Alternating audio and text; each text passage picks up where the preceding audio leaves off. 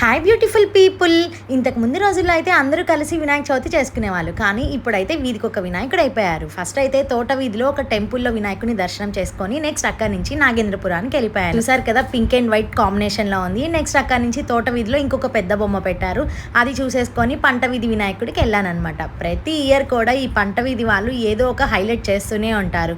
Next అలానే రాములవారి temple దగ్గర ఉన్న వినాయకుడిని చూసుకొని నెక్స్ట్ అక్కడి నుంచి సత్రం సెంటర్లో ఉన్న కన్యకా పరమేశ్వరి టెంపుల్లో ఉన్న వినాయకుని కూడా దర్శనం చేసేసుకున్నాం. ఇంకా అలానే బస్ స్టాండ్ లో ఉన్న వినాయకుని కూడా దర్శనం చేసుకొని రిటర్న్ లో చల్లా వీధిలో ఉన్న చిన్న వినాయకుని కూడా దర్శనం చేసుకొని మా ఏరియాకి వచ్చేసరికి అందరు మీటింగ్స్ లో బిజీ అయిపోయారు. అందరూ ఎంజాయ్ చేస్తుంటే నాకు మాత్రం బ్యాడ్ లక్. ఆ రోజు నైట్ షిఫ్ట్. ఇంకా ల్యాప్టాప్ ని వినాయకుడి దగ్గరికి తీసుకొచ్చి వర్క్ చేయడం అయితే స్టార్ట్ చేసేసాను. మా ఏరియా అమ్మాయిలు డాన్స్ అయితే ఇరగదీస్తున్నారు.